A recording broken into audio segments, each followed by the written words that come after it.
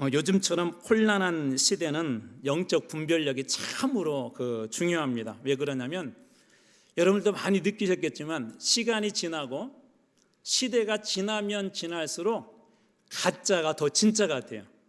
가끔 저도 헷갈리는 게 예전에 이렇게 화훼시장을 가서 보면, 꽃시장을 가서 보면 이게 진짜인지 가짜인지 가서 이렇게 만져봐요.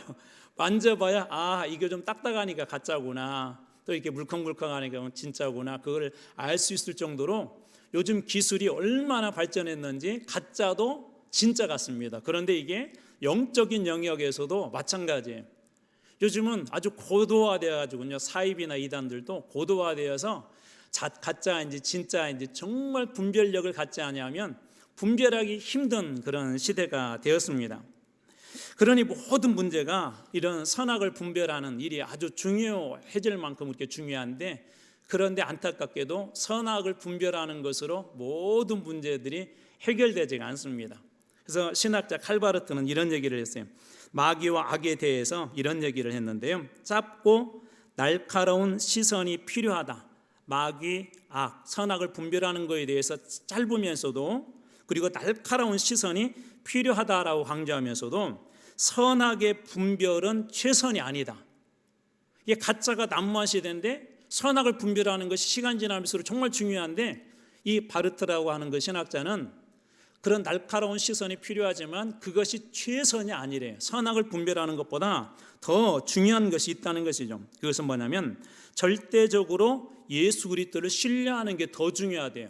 선악을 분별하는 것보다 더 먼저 중요한 것이 절대적으로 예수 그리스도를 신뢰하는 게 아주 중요하다고 그렇게 이야기합니다. 오늘 본문에서 만나는 사도 바울이 그런 사람인데, 바울은 영적으로 정말 탁월한 사람이었어요.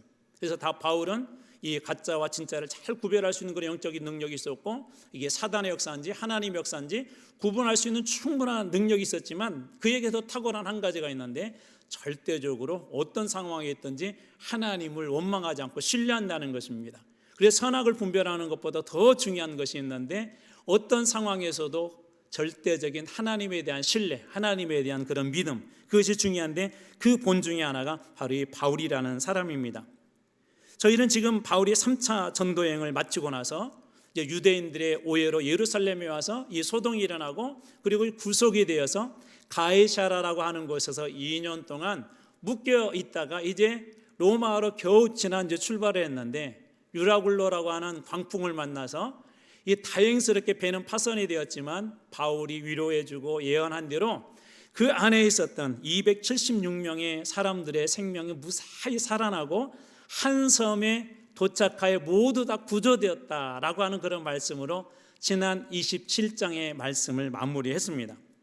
오늘 28장의 마무리는 바로 여기에서 시작하는데요, 이들이 살아서 도착한 섬은 오늘날의 이탈리아의 시실리라고 하는 곳이 있는데, 그곳에서 남쪽으로 95km 정도 떨어진 멜리데라고 하는 그 섬에 이 사람들이 극적으로 도착을 해서 다 살았습니다.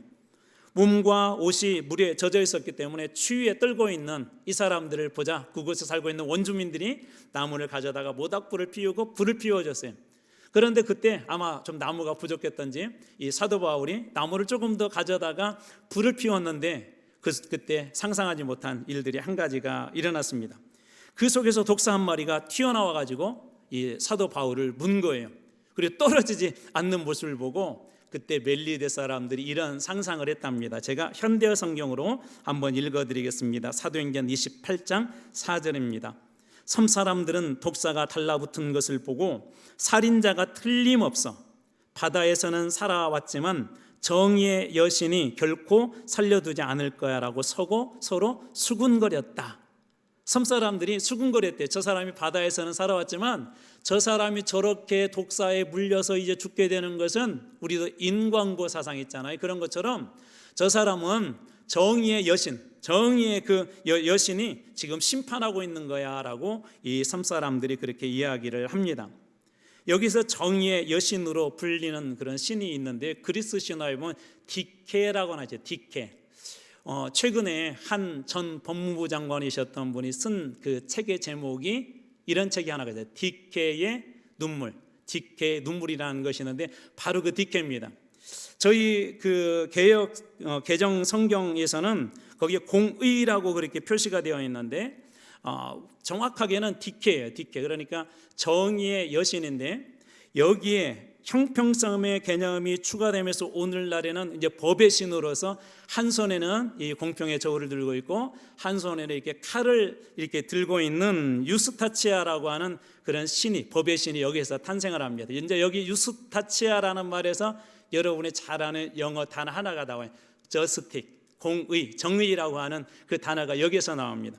그러니까 유스타치아의 전신이 어떻게 보면 그 디케라는 그런 신인데 방금 이 섬 사람들이 이야기한 그 공의, 그것이 바로 정의의 신, 그 디케를 이야기합니다. 이 디케는 어떤 그 역할을 하면 사람들이 악을 행하면요 거기에 대해서 반드시 심판을 해요. 그래서 이 사람들이 바울이 독사에 물린 것을 보고 저 사람 독사에 물렸으면 이제 죽을 터인데 디케, 정의의 여신이 그렇게 벌을 내린 거야 라고 그렇게 보았다는 것입니다.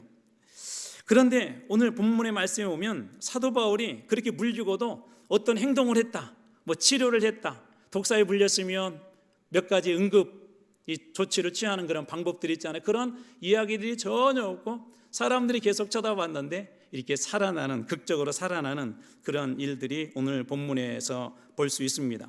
자, 그렇다면 바울은 왜 이렇게 의연할 수 있었을까요? 우리 앞에서 지난 시간에 이 사도행전 19장에 나와 있는 사도 바울에게 주었던 한 가지 비전에 대한 이야기를 짧게 한번 소개를 했어요. 로마도 보아야 하리라. 19장 21절에 보면 로마도 보아야 하리라는 그런 비전을 하나님께서 이 바울에게 주셨어요. 지금은 로마로 가는 그런 여정에 있었고 유라굴로라는 광풍을 만났지만 하나님이 분명히 다 살 것이다 그런 말씀을 바울에게 해주셨고 또 극적으로 이들이 살아서 멜리데라는 그런 섬에 도착을 했고 그리고 나서 여기에 독사에 물렸지만 바울이 의연했던 이유 중에 하나는 뭐냐면 아직도 로마에 가서 전해야 될 그 복음의 사명이 이 사도 바울에게 있었기 때문에 그렇습니다. 무슨 얘기냐면 아직 사명이 남아있는 거예요. 이 땅에서 살면서 바울이 행해야 될 그런 사명이 남아있기 때문에 사명이 남아있는 사람은 결코 죽지 않음을 이 바울을 통해서도 볼 수 있습니다. 어떤 분들이 여러분들은 되기를 원하십니까? 가끔 이제 우리 이제 연말에 이렇게 이제 사역자를 새롭게 좀 세우고 하다 보면 참 어려워요. 또 1년을 지나면서 처음에는 열심히 하려고 하는데 이제 끝자락에 가서는 그냥 힘들고 어려우니까 그냥 마무리나 잘하자 하고 이렇게 마무리하는 분들도 있습니다. 근데 조지 휘필드라고 하는 목사님이 이런 얘기를 했어요. 너무나도 이분이 이 복음의 사역에 열심히 하다 보니까 좀 쉬면서 일을 하라고 하니까 이런 말씀을 하셨대요. 녹슬어서 없어지느니 차라리 닳아서 없어지는 것이 더 낫다. 나는 닳아서 없어지는 망치가 되지 녹슨 망치가 되고 싶지 않다. 그냥 직분만 가지고 목사라는 직분만 가지고 그냥 가만히 있다가 그냥 녹슬어서 없어지는 그런 존재가 아니라 정말 주님을 위해서 닳아서 그렇게 없어지는, 사용되어져서 없어지는 그런 사역자로 또 그런 하나님의 사람으로 남고 싶다고 그렇게 이야기합니다. 쓰임 받는 것도 가만히 보면 그 때가 있는 것 같아요. 우리 이제 권사님들 가끔 이제 이렇게 교회 청소하거나 뭐 하실 때 오면 자동적으로 아이고 그런 소리가 나와요. 저도 예전에는 몰랐는데 왜 저런 소리가 나올까? 연세가 드시면 드실수록 힘이 들 수밖에 없어요. 또 사역도 이렇게 하다 보면 젊을 때하고 나이 이렇게 많이 먹을 때하고 또 성령 충만할 때하고 그렇지 않을 때하고 그 열정과 그 힘이 남다릅니다. 그래서 하나님이 특별히 그렇게 쓰실 때가 있어요. 저는 여러분들이 주님께서 쓰실 때 정말 녹슬어서 쓰시고자 하실 때 녹슬어서 없어지는 그런 사명자가 아니라 정말 하나님 앞에 귀하게 쓰임받아서 달아서 귀하게 쓰임받는 그런 사명자들이 다 되시길 주님의 이름으로 축복합니다. 연말이 되면 이제 목회자들한테는 아까 그런 고민이 있다고 그랬잖아요. 저희 교회도 이번 연말에도 좀 있었어요. 이제 새롭게 부장들도 세워야 되고 또 저는 막 구역도 이렇게 조정을 해야 되고 또 갑작스럽게 조정할 수밖에 없어가지고는 이제 몇 분 권사님들을 제가 면담을 좀 이렇게 좀 해야 했습니다. 좀 새롭게 이제 재편을 해야 되기 때문에. 근데 참 감사한 게 이제 세 분을 동시에 만났는데 이 세 분 권사님들이 아무도 거기에다 더 이상 토를 다지 않고 목사님 그러면 이들 한번 해보겠습니다 이렇게 순종해 주시더라고요. 그래서 제가 참 깨달았고 또 감사했던 게 뭐냐면 여러분 되는 교회는 뭐가 다른 줄 아세요? 되는 교회는 되는 교회는요, 아멘이 많고, 되는 교회는 목회자와 이 지도자들, 평신도 지도자 간의 그 마음이 늘 함께 굴러갑니다. 함께. 제가 최근에 많이 정말 느낀 게 우리 교인들이 사실은 힘들어요. 삶 속에 하나하나 일일이 들어가서 세밀하게 보면 말이 겉에서 웃고 다니지만 삶의 현장과 가정과 직장에서 힘든 분들이 정말 많이 있는데, 그럼에도 불구하고 별로 이름도 없는 것 같은 그런 분들이 교회에서 조용히 봉사하고 또 뭐 한번 하자고 하면 그렇게 순종해 주시고 하시는 분들이 정말 제가 처음에 왔을 때보다도 지금은 정말 늘어나고 있는 것 같아요. 많은 교인들이, 우리 항존직들이 그렇게 협력해서 무엇인가 하려고 하는 것 같아요. 그러면서 하나님께서 저에게 주셨던 그 비전이, 그때 주셨던 비전이 40주년 비전이었었어요. 어떤 사람에게는 40이라는 숫자가 그냥 흘러갈 수도 있지만, 저는 분명히 하나님께서 우리 교회 이 40전을 통해서 뭔가 완전히 새롭게 바꿔하신 그런 은혜가 있을 것이라고 믿습니다. 왜냐하면 순종하는 교회들은요, 말씀에 아멘하는 교회들은 하나님이 쓰십니다. 하나님이 힘주십니다. 하나님께서 축복해 주십니다. 저는 우리 교회와 여러분 성도들이 정말 하나님 앞에 귀하게 녹슬지 아니하고, 하나님께서 쓰시고자 할 때, 하나님께서 쓰시겠다고 말씀할 때 귀하게 쓰임받아 여러분들이 부흥의 디딤돌로 귀하게 쓰임받는 여러분들 다 되시길 주님의 이름으로 축원합니다. 오늘 이 섬에서 사도 바울도 이제 그렇게 하나님 앞에 쓰임받다가 또 특별한 일을 하나를 경험하게 되는데, 이 섬에 옛날에는 추장, 또 이곳에 어떻게 보면 전체적인 책임자인 보블리오라고 하는 그런 사람이 있었는데요, 그의 아버지가 열병과 이질로 이렇게 고생하고 있었대요. 오늘날에도 뭐 쉬운 질병은 아니지만 이때 당시는 더 어려웠죠. 죽을 수도 있는 그런 병이었었는데, 사도 바울이 안수를 해서 깨끗이 낫게 되고, 그리고 이제 이 섬에서 3개월 동안 있게 되었는데, 3개월 동안에 그 소식을 듣고 많은 사람들이 이렇게 바울을 찾아왔어요. 이 장면을 보면서 오래전에 어떤 그 배우 이름은 제가 생각은 안 나는데, 허준이라는 드라마가 생각났습니다. 허준. 이 허준이 이제 이 한양으로 과거를 보러 쭉 올라가는데 가다가 어느 마을에 묵게 되었어요. 근데 어떤 환자를 보고 보니까 고칠 수 있는 병인데 못 고쳐가고 고생하니까 의사로서 그냥 지나칠 수 없잖아요. 그래서 그 환자를 고쳐줬는데 그 소문이 순식간에 동네에 나가지고 막 온갖 환자들이 다 온 겁니다. 그래서 이제 이분은 그 다음날 바로 떠나야 되는데, 환자들이 너무나 많이 오는데 고민을 해요. 떠나지 않으면 정시에 과거장에 들어가지 못하고 시험을 못 보는 거예요. 이게 몇 년에 올지도 알지도 못하는 그런 시험이었는데, 그런데 나중에 본인이 갈등을 합니다. 가야 되나 말아야 되나, 가야 되나 말아야 되나. 결국은 그 환자들을 다 치료하기로 하고, 대신 말을 구해줘서 그 말을 타고 한양에 무사히 도착해서 시험을 본다는 그런 시나리오를 가지고 이제 거기서 환자들을 치료했어요. 그런데 안타깝게도 말을 타고 갔지만 결국은 시험장에 들어가지 못한 그 장면이 얼핏 생각났어요. 의사로서 사람을 살려야 된다는 거, 시험보다도 한 사람의 그 생명이 중요하다는 거, 그 모습이 얼핏 생각이 났습니다. 어쩌면 아마 사도 바울도 그런 마음이지 않았을까. 멜리데라고 하는 그 섬에서 이 많은 사람들을 예수님처럼 그도 그렇게 치료해주고, 3개월이라는 동안 배가 항해할 수 없었기 때문에 3개월 있으면서 하나님께서 이 독사의 그 기적, 살아난 기적, 그리고 사람들을 치료해준 이것으로 그 마을에서, 그 섬에서 아주 융성한 대접을 받습니다. 거기에다가 이제 로마로 떠나려고 배를 타고 갈 때는 10절 말씀에 하면 이렇게 말씀이 되어져 있습니다. 후한 예로 우리를 대접하고, 그 멜리데 사람들이 이렇게 대접했다는 거예요. 떠날 때 우리 쓸 것을 배에 실었더라. 이 말씀을 보면서 제 마음속에 하나님이 주신 은혜가 있었어요. 하나님은 어떤 분일까? 하나님은요, 우리가 주님의 일에 쓰임받고자 할 때, 주님 쓰시고자 할 때 우리가 쓰임받으면 주님께서는 나머지는 책임져 주시는 분이신 걸 여러분 믿으시기 바랍니다. 제가 아이들을, 첫째, 둘째를 이렇게 한국으로 보면서 가장 고민했던 게 아이들 생활비, 또 이렇게 학비, 그런 것들이 고민이 되었었어요. 그런데 저희 이제 막내만 이제 1년 남았거든요. 휴학을 해서. 근데 지금까지 제가 제대로 용돈도 줘본 적도 없고 학비 한 번도 줘본 적이 없었는데, 정말 하나님께서 한 번도 학비라든지 아이들의 그 생활비를 펑크낸 적이 없었습니다. 물론 어느 때는 본인들이 아르바이트도 하고 학교에서 근로도 하고 했지만 정말 하나님께서 그때그때마다 부족함 없이 채워주는 것을 보았어요. 어느 도서지방 목사님을 만났는데 교인이 몇 명 안 돼요. 헌금도 얼마 안 들어와요. 주변에서 교회에서 이제 그런 교회들 조금 후원을 해주거든요. 근데 그 후원 가지고 못 살 것 같아. 그래서 물어봤어요, 목사님. 도대체 이 사례비 가지고 이 헌금 가지고 어떻게 생활하세요? 그랬더니 저희는 부족함이 없습니다.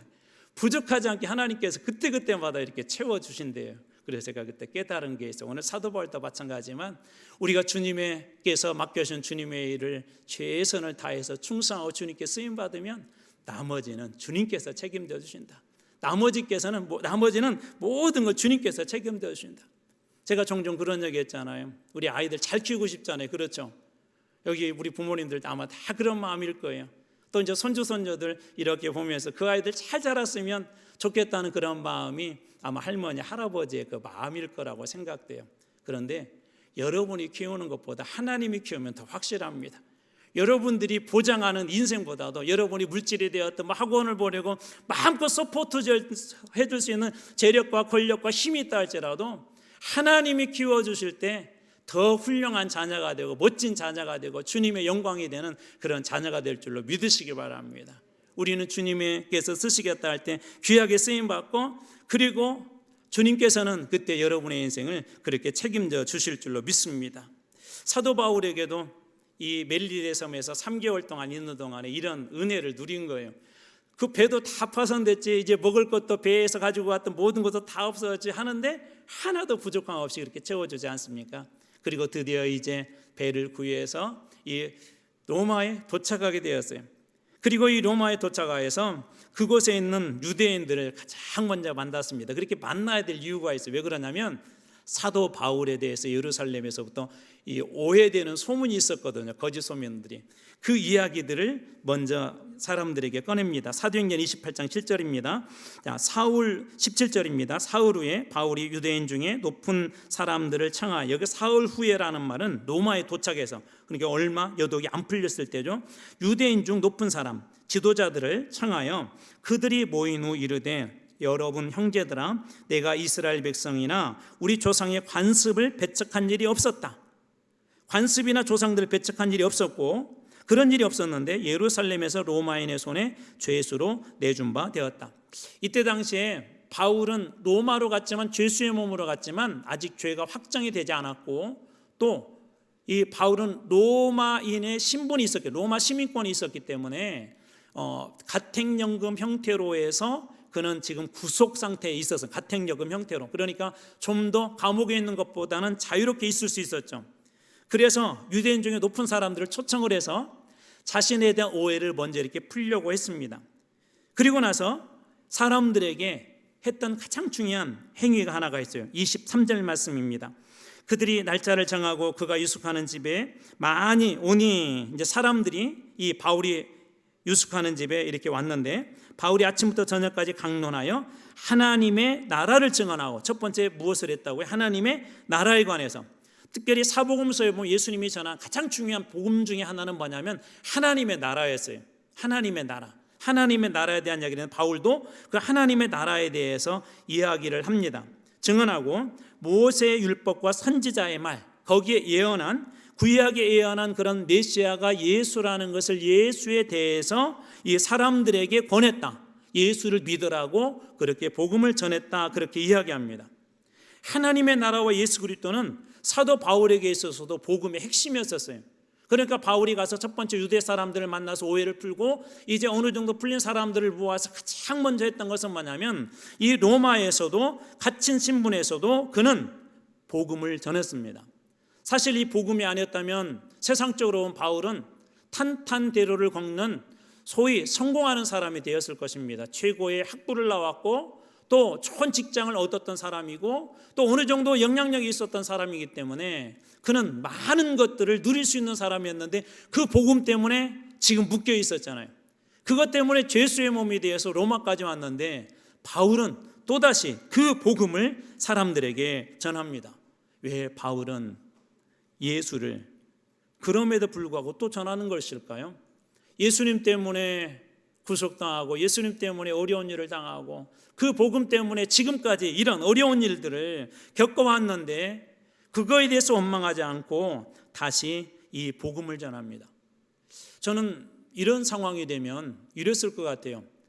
빨리 이 로마 정부에서 가이사 앞에서 이 죄가 아무런 죄가 없다라고 그런 문제를 풀기 위해서 사람을 찾기도 하고 그랬을 것 같아요. 중국의 중요한 문화 중에 관시라고 하는 문화가 있거든요. 관시, 이게 관계라는 말인데 정확하게는 이런 의미예요. 인적 네트워크, 이게 사람들과 좋은 그런 관계를 맺어놓게 되면 어려울 때 그 사람들에게 도움을 받을 수 있는 관시라는 문화가 아주 중요해요. 근데 이제 우리나라에서는 이것을 어떻게 오해를 하고 있냐면 소위 브로커들을 통해서 이렇게 돈을 대어서 그 사람과 관계를 맺어서 어떤 문제를, 불법적인 문제를 풀려고 한다라고 하는데, 그런 것은 조금 그 중국 단어에서는 좀 다릅니다.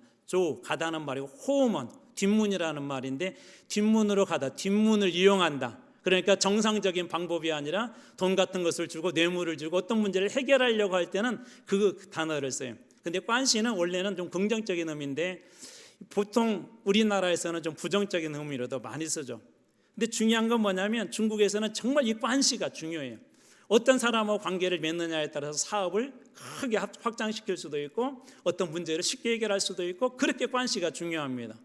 바울이 그런 관시를 통해서 유대인들의 그 지도자들도 있고 오해도 풀어서 그 사람들한테 좀 잘 보여가지고 이 문제를 풀려고 하는 그런 노력은 그런데 어디에도 나타나지 아니하고, 이 바울은 이 셋집에 오늘 본문에 하면 2년 동안 머물면서 그 문제를 풀려고 했던 것이 아니라 바울은 계속해서 하나님의 나라와 예수 그리스도를 그들에게 전합니다.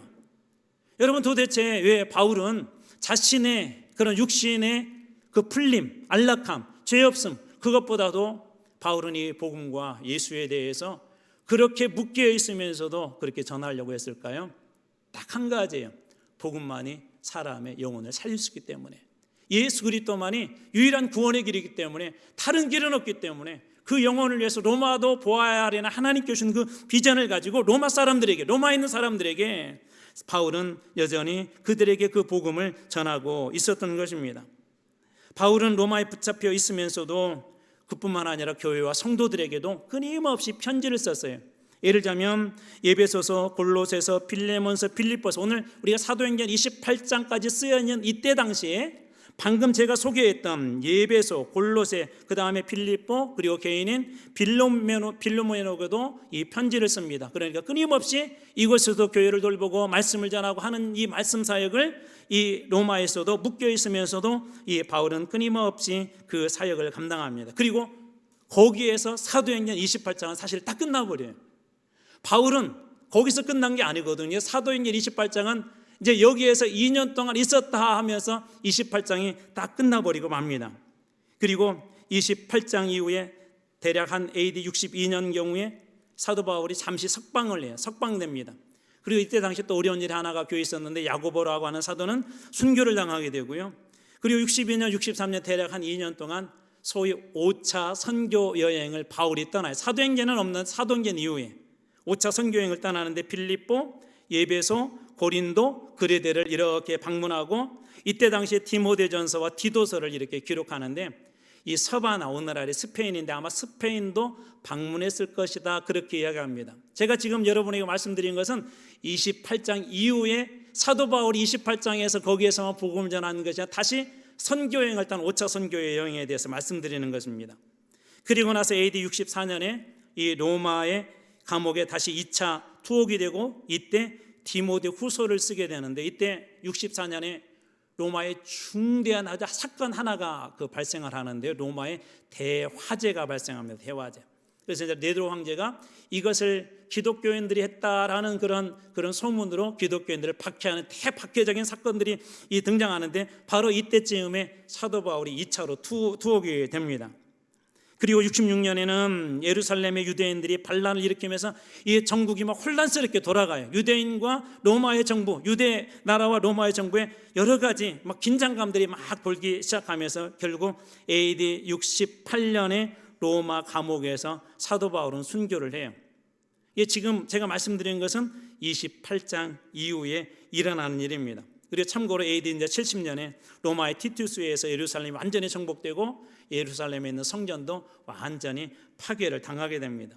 자, 그렇다면 사도행전 28장 뒤를 이어서 뒤를 내용을 다시 한번 잠깐 보자면 석방되어지고 나서 2년 동안 여러 지역을 다니면서 말씀을 전했고 또 그리고 결국은 다시 이렇게 투옥이 되었지만 그간에 교회들에게 또 편지도 보내고 복음을 전하는 그런 일들을 이 사도 바울은 사도행전 28장 뒤에 보이지 않는 사도행전 29장을 그는 계속 쓰고 있었던 것입니다. 자, 그렇다면 사도행전 28장의 이 끝, 사도행전 28장은 읽다 보면은요, 이게 뭐야? 라고 여러분이 소설을 읽었는데 결론이 안 난 거예요.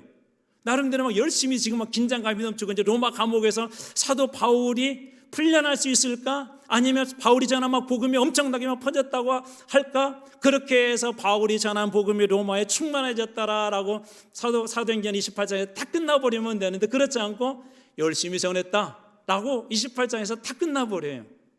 그리고 사도 바울은 나름대로 보이지 않는 29장을 쓰고 오늘 성경은 우리들에게 또 다른 질문으로 28장 끝에서 다가옵니다. 자, 그렇다면 왜 이 사도행전 28장은 결론을 맺지 않고 그렇게 마무리했던 걸까요? 이 사도행전 28장을 그렇게 마무리했던 중요한 이유 중에 하나는 그 뒤에 하나님의 나라와 그 하나님의 복음에 대해서 이 땅의 교회들에게 남겨진 숙제로 28장 뒤를 남겨두신 것입니다. 이 땅의 그리스도인들에게. 오늘날 복음을 전하는 건 역시 쉽지가 않죠. 특별히 요즘 같은 때 예수를 전한다고 하면 사람들이 고개를 절레절레 흔듭니다. 야, 아직도 예수 믿냐? 아직도 교회 다니냐? 그렇게 비아냥거리는 사람들도 또 면박을 주는 그런 사람들도 있습니다. 사도행전 28장 정도 왔을 정도면은요, 사울이 영적으로 아주 충만할 때였었고 사울이 복음에 대해서 아주 바울이 정제된 그런 때였었어요. 복음의 엑기스를 가지고 있었던 그런 때였는데도 여러분 28장에서 사도 바울이 로마에서 복음을 전할 때 어떤 일이 있었는지 아십니까? 24절 말씀입니다. 그 말을 복음을 믿는 사람도 있고 믿지 않은 사람도 있었다. 28장에서 방금 보았던 말씀 24절에 보면 그 말을 믿는 사람도 있고 믿지 않는 사람, 복음을 믿는 사람도 있고 믿지 않은 사람이 있었대요. 사도 바울 같은 영적으로 탁월한 사람, 이제 정제된 복음, 정말 순수한 복음, 복음의 등적을 아는 그가 전한 복음도 그랬대요. 그런데 오늘 말씀의 사도행전 마지막 31절은 그럼에도 불구하고 바울은 이렇게 했답니다. 하나님의 나라를 전파하며 주 예수 그리스도에 관한 모든 것을 담대하게 거침없이 가르치더라. 하나님 나라의 전파, 하나님 나라에 대해서 그리고 주 예수 그리스도에 관해서 어떻게 했다고요? 모든 것 하나도 빠지지 않고 담대하게 거침없이 가르쳤다. 담대하게 거침없이 가르쳤다. 바울이 사람들이 듣던 듣지 않았던 하나님의 복음을 여전히 그 로마에서도 전하고 있었던 거예요. 여러분, 오늘 이 말씀은 우리들에게 이 시대에 교회를 향해서 손가락질하기로도 하고 여전히 예수를 전하게 되면 사람들이 이상한 사람으로 쳐다보지만 그럼에도 불구하고 이 28장 이후에 이 땅의 교회들이 어떻게 복음 가운데 서야 될지를 우리들에게 교훈하고 있는 장면입니다. 에스겔 선지자에게도 하나님께서 그런 말씀을 하셔서 얼도 말을 듣지 않으니까 하나님이 이 실망한 에스겔에게 이렇게 합니다. 에스겔 2장 7절 그들은 심히 패역한 자라 그들이 듣든지 아니 듣든지 너는 내 말로 고할지어다. 내 말 듣든지 아니 듣든지 너는 복음을 전하는 거예요. 예수가 그리스도라는 그 복음을 전하라는 것입니다. 그러므로 우리가 해야 될 일은 뭐냐면 우리가 써야 될 사도행전 29장의 이야기는 아직도 우리 주변에 예수 그리스도에 대해서 알지 못하고 한 번 들었지만 여전히 깨닫지 못한 사람들에게 해야 될 중요한 일은 듣든지 아니 듣든지 거침없이 담대하게 복음을 전하는 것. 그리고 그 사람들이 마음이 바뀌고 예수를 믿는 건 그 다음에 하나님의 일이에요. 성령님의 사역입니다. 그러나 중요하게 그 다리 역할을 하는 것들은 오늘 교회가 해야 한다는 것이죠. 가장 오늘 이 시대에 사탄이 교회에 준 가짜의 생각, 위험한 생각이 하나가 있는데요. 오늘날에는 복음이 안 된다라고 그렇게 얘기하는 거예요. 이제 교회가 복음을 전해도 사람들이 듣지 않는다. 여러분, 이것은 하나님이 주신 생각과 결단이 아니라 사단이 우리에게 가져다 준 가짜의 하나님 말씀이에요. 듣든지 아니 듣든지 이 사도 바울이 거기에 있는 사람들에게 다시 하나님의 나라와 예수 그리스도에 대해서 거침없이 모든 것을 빠짐없이 그들에게 다시 전했던 것처럼 오늘 우리가 해야 될 중요한 일들은 설령 세상에서 그렇게 이야기하고 설령 예수 믿는 사람 중에도 이제 교회는 끝나서 복음은 더 이상 사람들 듣지 않을까 그렇게 이야기한다 할지라도 여전히 29장을 써야 될 우리들이 해야 될 일은 예수 그리스도의 복음을 전하는 것이라는 것입니다. 그동안 우리 한국교회는 28장까지는 잘 왔어요. 28장까지는. 지금까지는 28장의 이야기인데 근데 문제는 뭐냐면 이 28장에 머물러서 과거에 한국교회가 참 좋았다고 부흥했었다고 저희 청년 때 정말 뜨거웠었잖아요. 70년대 80년대 한국교회가 얼마나 정말 뜨거웠습니까? 여의도 광장에 그 수만 명이 모여가지고 하나님의 말씀을 듣고 이 성령에 불탔던 그런 한국교회 그때 그냥 머물러서 이제 더 이상 그냥 그때에 만족하여서 더 이상 한 걸음도 나가지 않는 28장에 머물러 있는 그런 우리 한국교회의 모습이 종종 안타까울 때가 있습니다. 사도행전이 결론을 맺지 않은 그런 이유는 사도행전 29장을 우리들에게 맡겼기 때문에 그렇습니다. 결론을 맺지 않은 이유는 오늘 한국교회에 29장을 맡겼기 때문에 사도행전이 결론을 맺지 않고 그렇게 마무리한 것이죠. 바울이 목숨보다도 자신의 아내보다도 그리고 많은 선교사님들이 자신의 가족보다도 자신의 선곡보다도 더 소중하게 생각했던 복음을 우리에게 맡긴 것입니다. 건물이나 어떤 프로그램들이 주는 즐거움들이 분명히 있어요. 우리끼리 예수 잘 믿으면 그런 기쁨도 분명히 있어요. 그런데 주님께서 우리에게 말씀하시는 복음은 거기까지가 아니에요. 교회가 아름답게 건물 짓는 것도 중요하고 또 우리끼리 정말 잘 어울려서 재미있는 교회, 정말 교회만 가면 행복한 교회 만드는 것도 중요하지만 하나님께서 원하시는 것은 거기까지 교회가 아니에요. 그 밖을 뛰어넘어서 제 세상 속으로 들어가서 듣든지 아니 듣든지 생명을 구하는 일입니다. 여러분 가만히 생각해 보세요. 주님께서 여러분 거기까지만 예수 믿으라고 하십니까? 여러분 자녀들이 예수 알지 못하고 가족들이 알지 못할 때 주님께서 그래 너만 예수 잘 믿고 천국 가라고 그렇게 말씀하시겠습니까? 제가 예전에 여러분들에게 이런 얘기를 한번 했습니다. 어떤 분이 아주 오랜 기간 동안 집을 장만하는 게 소원해가지고 정말 열심히 우리도 좋은 집 하나 가져보자 하고 집을 장만하려고 이렇게 돈을 벌었어요. 그래서 집을 장만할 때가 됐는데 그만 자녀가 병원에 갔는데 중병에 걸렸대요. 당장 수술하지 않으면 죽는데요. 그대로 놔두면 이 젊은 나이에 요절한대요. 그런 얘기를 들었을 때 여러분들이 부모라면 어떤 결정하시겠습니까? 30년 동안 열심히 집 하나 좋은 집 가져보자고 남편하고 아내가 먹을 거 먹지 아니하고 열심히 돈 벌어서 이제 집 살 수 있는 날이 바로 눈앞에 코앞에 와 있는데 자식이 죽느냐 사느냐 그런 문제 있을 때 그곳에 돈을 써야 할까요? 아니면 30년의 소망이니까 내가 집을 사는데 돈을 쓸 거야 라고 그렇게 결정하시겠습니까? 정상적인 부모라면 그 돈을 30년 40년 집을 갖고 싶었던 그 소망보다도 사랑하는 자녀를 살리기 위해서 아니 지금 살고 있는 전셋집조차도 다 그것조차도 빼어주더라도 그거 가지고도 다 되어서 여러분 자녀 살리지 않겠습니까? 육신의 생명 그렇게 살리지 않겠습니까?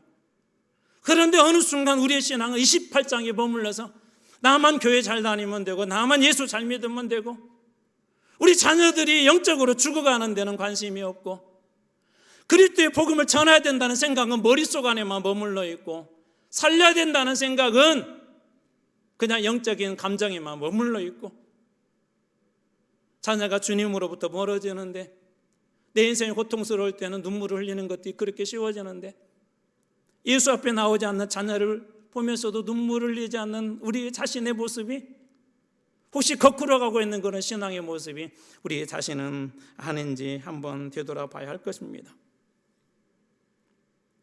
양화진에 가면은 선교사님들의